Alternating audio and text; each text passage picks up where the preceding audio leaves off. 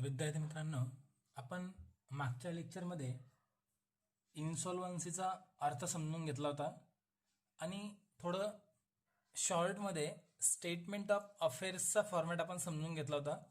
आणि त्यावेळेस तुम्हाला मी बोललो होतो की याच्यानंतर अजून एक अकाउंट असतं, हे डेफिशियन्सी अकाउंट. आता ह्या व्हिडिओमध्ये तुम्हाला मी यांचा अर्थ व्यवस्थित समजवतो, फॉर्मॅट समजवतो आणि आपण एक क्वेश्चनसुद्धा सॉल्व करू. तर बघा, इन्सॉल्वन्सी म्हणजे इन शॉर्ट लक्षात ठेवा, कर्जबाजारी बिझनेसमॅन कर्जबाजारी आहे की ज्याच्या ॲसेट्सपेक्षा लायबिलिटीज जास्त झालेल्या आहेत आणि तो आता बिझनेस बंद करणार आहे. बिझनेस जर बंद करत आहे तर मग त्याची जी रिस्पॉन्सिबिलिटी आहे, त्याची जी जबाबदारी आहे की त्याच्यावर ज्या ज्या लोकांचं घेणं आहे, म्हणजे याचं जे जे देणं आहे ते सर्व देणं याने पेड केलं पाहिजे. मग पेड कसं करणार, कुठून करणार? इतके पैसे तर नसतील की लोकांचं देणं कॅशमधून पेड होईल. तर यासाठी याला काय करायचं असतं, आपल्याकडे जेवढ्या ॲसेट्स आहेत त्या सर्व ॲसेट्स मार्केटला विकायच्या. मार्केटला विकून जे पैसे येतील त्या पैशामधून लोकांचं देणं द्यायचं. मग आता प्रश्न निर्माण होतो की अगोदर कोणाचं देणं द्यायचं, तर तेच आपल्याला या टॉपिकला शिकायचं आहे.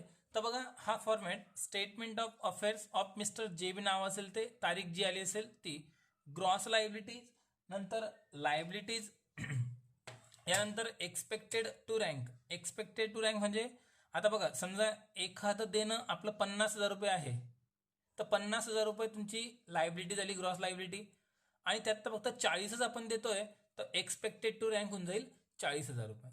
समजलं इथपर्यंत? तसंच एखादी ॲसेट्स आहे, ती ॲसेट्स समजा 50,000ची आहे आणि तिला विकतोय, तर जरुरी नाही की विकून 50 आले पाहिजे, कमी जास्त अमाऊंट येऊ शकते. जी पण विकून अमाऊंट आली असेल ती अमाऊंट आपण इथं घ्यायची असते. तर मग आता आपण फॉर्मॅट बघू काय टाईपचा आहे. बघा, सगळ्यात अगोदर लायबिलिटीमध्ये लिस्ट ए,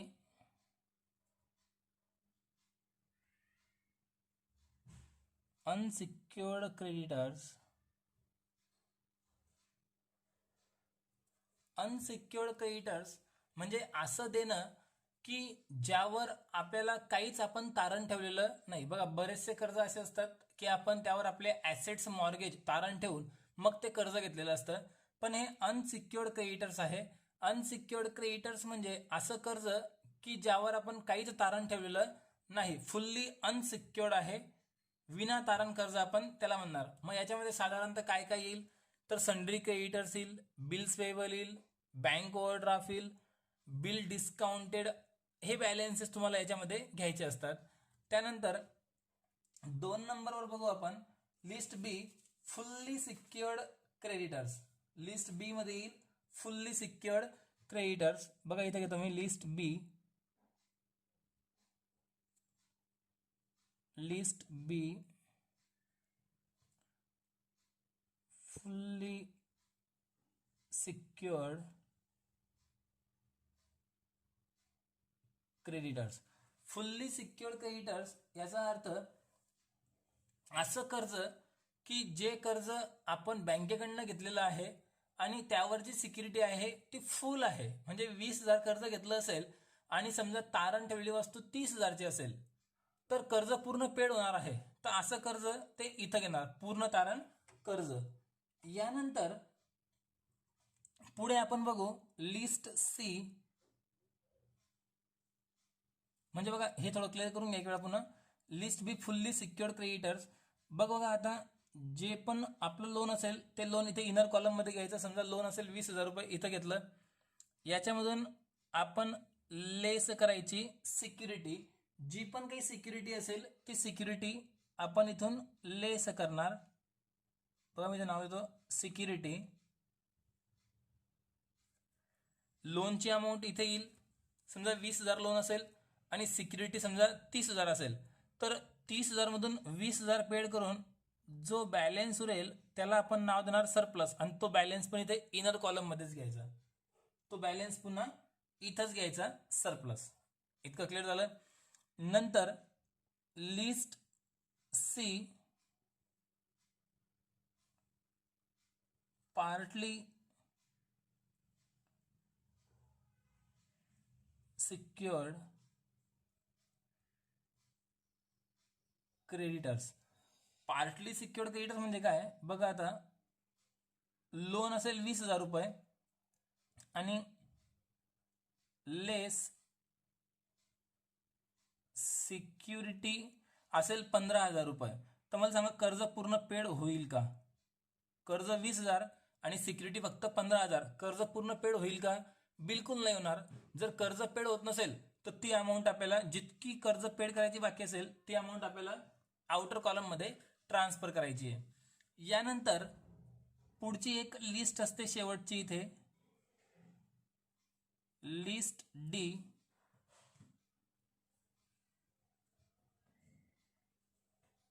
प्रेफरन्शियल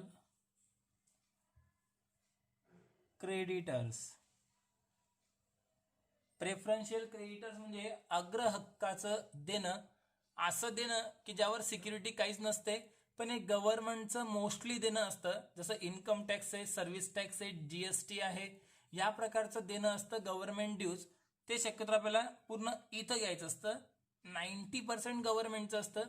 याच्यामध्ये अजून 4 month salary, 4 month wedges, 1 month rent हे बॅलन्सेस तर येतीलच. ते ज्या क्वेश्चनला येतील तिथे मी तुम्हाला क्लिअर करून देईल की प्रेफरन्शियल मध्ये काय काय येतं. आता इथं जी पण अमाऊंट येते ती इथे क्रेडिटर्स म्हणून आपल्याला घ्यायची असते, क्रेडिटर्स. आणि इथं म्हणायचं असतं लेस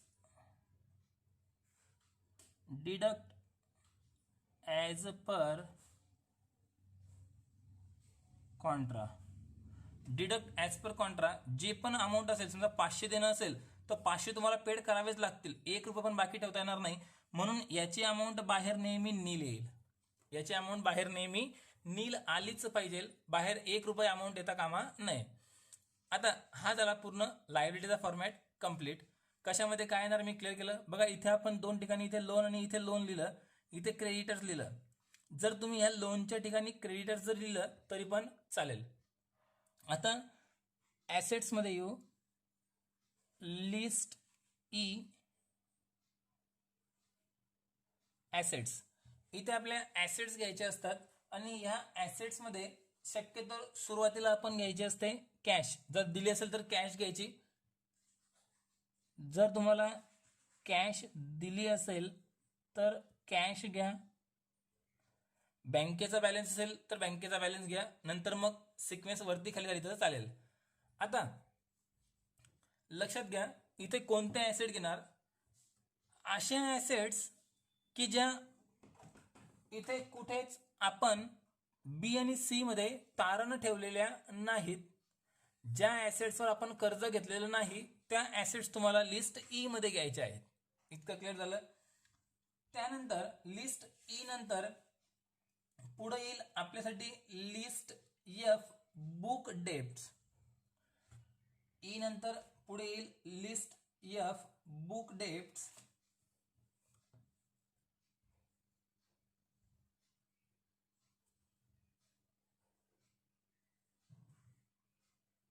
बुक डेप्टचा अर्थ होतो डेटर्स. बुक डेप्ट्स म्हणजे डेटर्स. आता बघा 3 प्रकारचे डेटर्स असतात.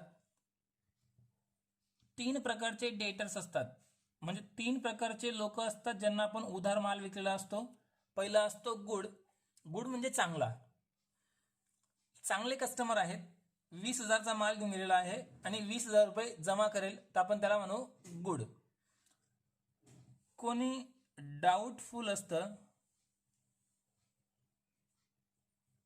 डाऊटफुल म्हणजे संशयित ग्राहक, 5,000चा माल घेऊन गेलेला आहे आणि फक्त 3च जमा करतोय, म्हणजे पूर्ण रक्कम जमा करत नाहीये, बाकी अमाऊंट जमा करतोय. जितकी बाकी असेल ती बुक व्हॅल्यू मध्ये घ्या, जितकी मिळाली असेल ती इस्टिमेट कॉलम मध्ये घ्या. आणि बाकी असे असतात बॅड. बॅड म्हणजे बुडीत रक्कम, याची अमाऊंट फक्त ह्याच कॉलम मध्ये येईल, या आउटर कॉलम मध्ये कधी अमाऊंट येणार नाही, कारण यांच्याकडनं काही पैसे मिळणारच नाहीयेत, तर इथे बाहेर अमाऊंट यायला नको. तर हा झाला लिस्ट एफचा तुमचा फॉर्मॅट पूर्ण कंप्लीट. आता हे झाल्यानंतर आता पुढचा बॅलन्स आपल्याला बघायचा आहे लिस्ट जी बिल ऑफ एक्सचेंज. लिस्ट जी bill of exchange. Bill of exchange मध्ये शक्यतो बिल्स रिसिवेबल येत असतं, लक्षात घ्या. शक्यतो इथे बिल्स रिसिवेबल आपल्याला येत असतं. आलं असेल तर लिहून टाका bill of exchange. Direct amount लिहिलं चालेल, बी आर नाव टाकलं तरी पण चालेल. बघा मी याला ऑर करून इथे बी आर लिहून देतो. बिल्स रिसिवेबल असेल तर मग तिथे आपण त्याला लिहून घेऊ. हे झाल्यानंतर आता जेव्हा हे कंप्लीट होईल यानंतर आपल्याला इथे surplus as per Contra. Surplus as per Contra म्हणजे इथली जी सरप्लसची अमाऊंट असते, इथली अमाऊंट, ती अमाऊंट आपल्याला इथे ॲड करायची असते. सरप्लसची अमाऊंट इथे आपल्याला ॲड करून घ्यायची असते. यानंतर आपलं पुढचं अकाउंट आहे डेफिशियन्सी अकाउंट. त्याचा फॉर्मॅट बघा मी इथे लिहून टाकलेला आहे. सगळ्यात पहिले कॅपिटलची अमाऊंट घ्या, net profit, interest on capital, other profit. Other प्रॉफिटमध्ये काय येणार की ॲसेट्स विकून जर लॉस प्रॉफिट झाला असेल तर ते प्रॉफिटची अमाऊंट तुम्ही इथं घेऊन टाका. त्यानंतर net loss, bad debts, drawing, इकडचे 3 बॅलेन्स, इकडचे 3 बॅलेन्स हे शक्यतो तुम्हाला उदाहरणामध्ये ॲडजस्टमेंटला दिलेले असतील. अदर लॉसमध्ये काय घेणार, ॲसेट विकून लॉस झाला असेल किंवा अजून कशा लायबिलिटीवर लॉस झाला असेल तर तो लॉस तुम्हाला इथं लिहायचा आहे. इतकं क्लिअर झालं. तर बॅड डेट्सची अमाऊंट जी आहे ती बॅड डेट्सची अमाऊंट तुम्ही इथून घेणार. गुडची अमाऊंट तर काही बुडालेली नसते, डाऊटफुलची बुडालेली अमाऊंट आणि बॅडची पूर्ण अमाऊंट दोघांची टोटल करून इथे बॅड डेट्समध्ये लिहायची असते. तर इथपर्यंत तुमचा हा फॉर्मॅट कंप्लीट होऊन जातो. आता याच्यानंतर आता आपण क्वेश्चन स्टार्ट करायचा आहे. क्वेश्चन जो आहे तो आपण आता स्टार्ट करू. त्यात पहिला क्वेश्चन आपण घेणार आहोत. आता बघा, तर आपण आता अगोदर क्वेश्चन समजून घेऊ. बघा क्वेश्चनमध्ये काय म्हटलेलं आहे. Shri Ganpatrao Cummins his business on 1 April 2010. Cummins म्हणजे सुरुवात करणे. With a capital ₹91,000. त्याने 91,000 रुपये कॅपिटल आणलेलं आहे. प्रॉफिट फॉर द इयर 2010-11 वेर ₹40,000 आणि 11-12 ₹20,000. म्हणजे त्याला 2 वर्ष मिळून 40 आणि 20 60,000 प्रॉफिट झालेला आहे. And there was a loss ₹18,000 in 12-13 आणि 12-13 मध्ये त्याला 18,000 रुपये लॉस झालेला आहे. He is total drawing amounted ₹1,00,000 आणि त्याला टोटल ड्रॉइंग त्याची आहे 1,00,000. बघा ह्या 4-5 जे अमाऊंट आहेत ह्या सगळ्याच्या सगळ्या आपल्याला डेफिशियन्सी अकाउंटमध्ये ट्रान्सफर करायचे आहेत. Prepare statement of affairs and deficiency account as on 31 March 2013 from the following figures. सगळ्यात पहिले दिलेलं कॅश. कॅश आपल्याला घ्यायची असते लिस्ट ई ॲसेट्समध्ये. स्टॉक इन ट्रेड आहे 10,000. आता याच्यावर जर कर्ज घेतलं असेल तर बी किंवा सी मध्ये येईल. कर्ज घेतलेलं नसेल तर मग ई मध्ये येईल. डेटर्सचे गुड, डाऊटफुल आणि बॅड तिघं अमाऊंट दिलेले आहेत. ते क्वेश्चन जेव्हा आपण सॉल्व्ह करणार तेव्हा कसं लिहायचं हे तुम्हाला मी समजावून देईल. गुडच्या ठिकाणी दोघी कॉलममध्ये 80,000 अमाऊंट येईल. डाऊटफुल 20,000 पहिल्या कॉलममध्ये येईल. बॅड 15,000 पहिल्या कॉलममध्ये येईल. बॅडची रिअलाइज व्हॅल्यू तर काही येणार नाही, पण डाऊटफुलची काही ॲडजस्टमेंटला असेल ते आपण ॲडजस्टमेंटला चेक करू. नंतर फिक्स्चर्स आहे 6,000. याच्यावर कर्ज नसेल तर लिस्ट ई मध्ये येऊन जाईल. त्यानंतर इन्व्हेस्टमेंट इन शेअर्स 6,000 आहेत, हे पण ॲसेट्समध्ये येईल. अनसिक्युअर्ड क्रेडिटर्स 1,10,000 लिस्ट ए मध्ये येईल. सिक्युअर्ड क्रेडिटर्स आहेत 30,000 आणि त्यावर सिक्युरिटी आहे 35,000 रुपयांची. बघा कर्ज किती, फक्त 30,000 आणि सिक्युरिटी किती आहे 35,000. कर्ज पूर्ण पेड होईल की नाही रे? होईल कर्ज पूर्ण पेड. जर कर्ज पूर्ण पेड होत असेल तर फुल्ली सिक्युअर्ड क्रेडिटरमध्ये आपल्याला ते अमाऊंट घ्यावी लागेल. लोनच्या ठिकाणी आपण अमाऊंट घेणार 30,000 आणि लेस सिक्युरिटी करताना 35,000 लेस करणार, 5,000 रुपये सरप्लस उरतील. आणि प्रेफरन्शियल क्रेडिटर्सचे 2,000 रुपये आहेत, लिस्ट डी मध्ये आपण ट्रान्सफर करणार आहोत. त्यानंतर ॲडजस्टमेंटला बघा, स्टॉक इन ट्रेड रिअलाइज ₹5,000. जी स्टॉकची किंमत 10,000 रुपये, ते विकून फक्त किती आले 5,000. 5,000 लॉस होईल, तो डेफिशियन्सी अकाउंटच्या क्रेडिट साईडला अदर लॉसमध्ये पण आपण घेऊ. फिक्स्चरचे 4,000 रुपये आले. जुनी फिक्स्चरची किंमत आहे 6,000. ॲसेट्समध्ये बुक व्हॅल्यूमध्ये 6 घेणार, रिअलाइज व्हॅल्यूमध्ये 4,000 आणि जो लॉस झाला तो डेफिशियन्सी अकाउंटच्या क्रेडिट साईडला. डाऊटफुल डेप्टचे जी अमाऊंट तुम्हाला दिलेली आहे 20,000, त्यातनं फक्त रिलीज झाले 5,000 रुपये, 15 इथे लॉस झाला. Investment in shares release in full, आणि शेअर्समध्ये जी इन्व्हेस्टमेंट आपण केलेली आहे ती पूर्णपणे आपल्याला मिळालेली आहे. तर आता आपण एक एक बॅलन्सेस ट्रान्सफर करू. बघा आता अगोदर हे लक्षात घ्या, लिस्ट बी आणि सी मध्ये काय येणार आहे. सी मध्ये काही कर्ज ह्या उदाहरणात दिलेलंच नाही, मग इथे आपण डॅश करून देऊ. सी मध्ये आपल्याला काही कर्ज दिलेलं नाही, इथे आपण डॅश केलं. आता स्टार्टिंग पासून बघू. आता पर्टिक्युलर एखाद्या ॲसेट्सवर कर्ज घेतलेलं नाही आहे, मशिनरी, फर्निचर, बिल्डिंगवर. तर आता बघा कॅशची अमाऊंट, कॅश 3,000 दिलेली आहे, बुक व्हॅल्यूमध्ये 3,000 आणि रिअलाइज व्हॅल्यूमध्ये पण 3,000. स्टॉक इन ट्रेडवर काही कर्ज आहे का? नाही. तर स्टॉक पण आपल्याला लिस्ट ई मध्ये घ्यावं लागेल. Stock in trade, book value आहे 10,000 रुपये. आणि बघा समोर दिसतंय ॲडजस्टमेंटला स्टॉकची विकून फक्त किती पैसे आलेले आहेत? 5,000 रुपये आले. आता मला सांगा 10,000 रुपयांचे फक्त किती मिळाले आपल्याला? 5,000 मिळाले. तर लॉस झाला की प्रॉफिट झाला? इथे नक्कीच आपल्याला लॉस झालेला आहे. मग जो लॉस आहे तो अदर लॉसमध्ये ट्रान्सफर करणार, स्टॉक इन ट्रेडमध्ये. 5,000 रुपये लॉस. इतकं सिंपल आहे. पुढचा बॅलन्स आहे डेटर्स. डेटर्समध्ये बघा गुडची अमाऊंट तुम्हाला 80,000 दिलेली आहे, आणि लक्षात घ्या गुडची अमाऊंट नेहमी दोघी कॉलममध्ये सारखी येईल. इथे काहीच लॉस नाही, काहीच प्रॉफिट नाही. डाऊटफुलची बुक व्हॅल्यू 20,000 दिलेली आहे, आणि ॲडजस्टमेंटला असं म्हटलेलं आहे की डाऊटफुलची फक्त किती मिळाले आहेत? 5,000 मिळाले आहेत. म्हणजे इथे नुकसान किती झालं आहे आपलं? टोटल 15,000 रुपये. त्यानंतर बॅडची पण अमाऊंट तुम्हाला दिली बघा 15,000 रुपये, आणि बॅडची अमाऊंट फक्त पहिल्याच कॉलममध्ये येईल. आता पूर्ण डेटर्स मिळून लॉस किती झाला? गुडमध्ये काही लॉस नाही आहे. डाऊटफुल 20मधून 5 मिळाले, इथे 15,000 लॉस, आणि बॅडचे 15,000 लॉस. म्हणजे बघा इथे बॅड डेप्समध्ये एकूण लॉस आपल्याला किती शो होतोय?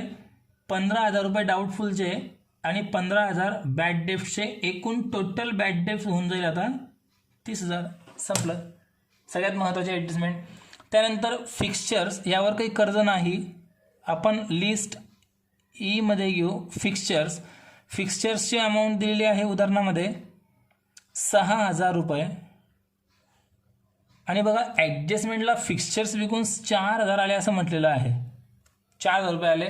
म्हणजे इथे लॉस किती आहे? 6 मधून 4 मिळाले. लॉस आहे 2,000, तो घेऊ आपण इथे अदर लॉसमध्ये फिक्स्चर्सच्या नावाने 2,000. संपलं. इन्व्हेस्टमेंट इन शेअर्स, शेअर्समध्ये इन्व्हेस्टमेंट केली आहे, काही ॲडजस्टमेंट नाही. मग ई मध्ये घेऊ investment in shares. Investment in shares आहे 6,000, आणि बघा ॲडजस्टमेंटला असं म्हटलेलं आहे investment in shares realise in full, पूर्ण अमाऊंट मिळालेली आहे. म्हणजे नो लॉस नो प्रॉफिट. तर इथे डेबिटच्या अकाउंटला काहीच लिहायची गरज नाही. त्यानंतर अनसिक्युअर्ड क्रेडिटर्स 1,10,000 रुपये. त्याला काही सिक्युरिटी असते का? काहीच नाही. अनसिक्युअर्ड क्रेडिटर्स क्लिअर म्हटलेलं आहे. तर लिस्ट ए मध्ये जाऊ द्या. अनसिक्युअर्ड क्रेडिटर्स 1,10,000 रुपये. हां, त्यानंतर अनसिक्युअर्ड क्रेडिटर्स झालं. आता सगळ्यात महत्त्वाचा बॅलन्स सिक्युअर्ड क्रेडिटर्स 30,000 रुपयांची लोन आहे, आणि बघा कंसात म्हटलंय खाली व्हॅल्यू ऑफ सिक्युरिटी 35,000 रुपये. कर्ज पूर्ण पेड होईल की नाही रे? होईल. म्हणजे फुल्ली सिक्युअर्डमध्ये ट्रान्सफर झालं पाहिजे. मग बघा इथं घेतलं आपण 30,000, सिक्युरिटी आहे 35,000ची. कर्ज पूर्ण पेड करून पैसे किती शिल्लक राहणार आहेत रे? 5,000. याला म्हणतो आपण सरप्लस, आणि हा जो सरप्लस येतो हा सरप्लस आपल्याला इथे रिअलाइज कॉलममध्ये लिहून घ्यायचा असतो. झालं. त्यानंतर प्रेफरन्शियल क्रेडिटर्स आहेत 2,000 रुपये. ही अमाऊंट नेहमी इथे इनर कॉलममध्ये येईल. 2,000 रुपये क्लिअर दिलेले होते लिस्ट डी मध्ये. ॲडजस्टमेंट पण बघा, स्टॉकची ॲडजस्टमेंट झाली, फिक्स्चरची झाली, डाऊटफुल डेप्सची झाली, इन्व्हेस्टमेंटची झाली. सर्व ॲडजस्टमेंट संपल्या. लिस्ट सी मध्ये काही आलंच नाही. बी मध्ये जे आलं होतं ते आपण सॉल्व्ह केलं. आता आपल्याला अकाउंट्स क्लोज करायचं आहे. एकदम सिंपल पद्धत आहे बघा अकाउंट्स क्लोज करण्याची. अकाउंट्स क्लोज आपण करणार आहोत. अकाउंट्स क्लोज करताना काय करायचं? सगळ्यात पहिले इस्टिमेट टू रिलीज जे आहेत त्यांची अगोदर टोटल करणार. इस्टिमेट टू रिलीज जे आहेत त्यांची अगोदर आपण टोटल करणार. बघा यांची आपण टोटल करून बघू. इथे माझ्याकडे आता कॅल्सी नाही आहे, तुम्हाला कॅल्सी अलाउड असल्यामुळे तुम्ही डायरेक्टली टोटल करू शकतात. इथे माझ्या माहितीप्रमाणे बघा 5 आणि 8 85, 91, 95, 95, 5, 1 लाख आणि ते 8,000. 1,08,000 माझ्या माहितीप्रमाणे अमाऊंट येत आहे. तुम्ही एक वेळेस चेक करून घ्यायची आहे अमाऊंट बरोबर आहे की नाही. आणि आपला आन्सर जर बरोबर जर आलं म्हणजे डेफिशियन्सी अकाउंट जर टॅली झालं तर आपला आन्सर बरोबर राहील, तेव्हा चेक करण्याची गरज नाही पडणार. माझ्याकडे कॅल्सी नाही आहे, तुम्ही कॅल्सीवर करून घ्यायची अमाऊंट. आता 1,08,000 रुपये आपल्या गल्ल्यामध्ये अवेलेबल आहेत. देणं काय काय, हे 1,10,000 देणं आहे आणि हे 2,000 रुपये अजून आपलं देणं आहे. मग अनसिक्युअर्ड आणि प्रेफरन्शियल ह्या दोघांपैकी आपल्या दोघांना पेमेंट द्यायचं आहे, पण प्रेफरन्शियलचा मान जास्त असतो म्हणून अगोदर प्रेफरन्शियल क्रेडिटर्सचा पेमेंट करून टाका. म्हणून इथं लिहायचं असतं लेस प्रेफरन्शियल क्रेडिटर्स लेस 2,000. आता आपल्या गल्ल्यामध्ये पैसे शिल्लक आहेत 1,06,000. इथे 2,000 रुपये आपण देऊन टाकले, इथे 2,000 मायनस केले, बाहेर अमाऊंट मी सांगितल्याप्रमाणे नेहमी नील येईल. इथपर्यंत आपण कंप्लीट केलं. आता पैसे शिल्लक आहेत 1,06,000 आणि देणं आहे 1,10,000. नेहमी लायबिलिटी साईड जास्त येईल. आता काय करणार, ह्या लायबिलिटीची टोटल करणार. स्टेप व्यवस्थित समजून घ्या, नाही समजलं तर व्हिडिओ थोडासा मागे घेऊन पुन्हा एक वेळा चेक करा. 1,10,000, 1,10,000 मधून फक्त 6,000 आपल्याकडे शिल्लक होते. 4,000 रुपये आपल्याला कमी पडतायत द्यायला, त्याला आपण नाव देऊ डेफिशियन्सी. डेफिशियन्सी याला पुढे बघा लिस्ट एच म्हणायचं असतं. List H deficiency. 4,000 रुपये डेफिशियन्सी आली. आता बघा डेफिशियन्सी जर आली तर ही डेफिशियन्सी आपण अदर प्रॉफिटमध्ये ट्रान्सफर करणार.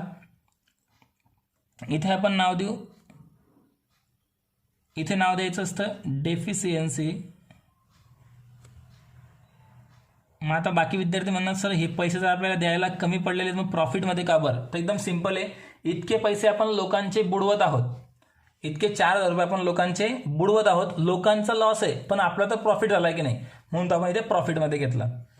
आता राहिलं काय बघा, जो क्वेश्चनचा पहिला पॅरेग्राफ होता तो पहिल्या पॅरेग्राफचे अमाऊंट्स आपल्याला लिहायचे बाकी आहेत, ते आपण लिहून टाकू. गणपतराव, बघा इथे नाव पण माझ्याकडून लिहायचं राहिलं होतं,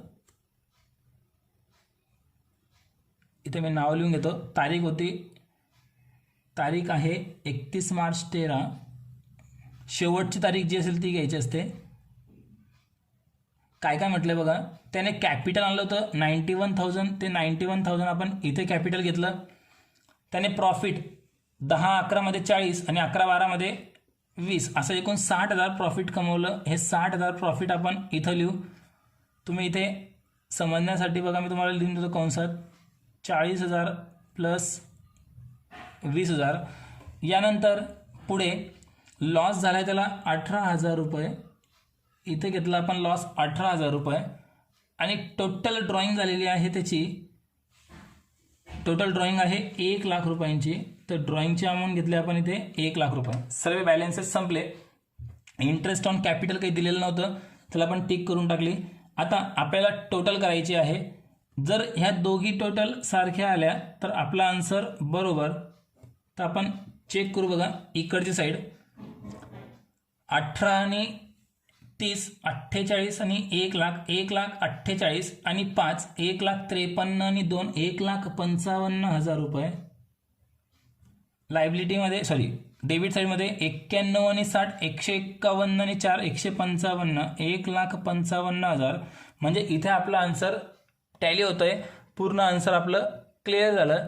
व्यवस्थित तुमच्या नोटबुकमध्ये हे आन्सर तुम्ही लिहून घ्यायचं आहे. इथपर्यंत चेक करा आणि खाली मी टोटल फक्त केलेली आहे बघा या साईडला. एवढं इथपर्यंत आन्सर आहे. ओके, पहिला क्वेश्चन आपला संपला.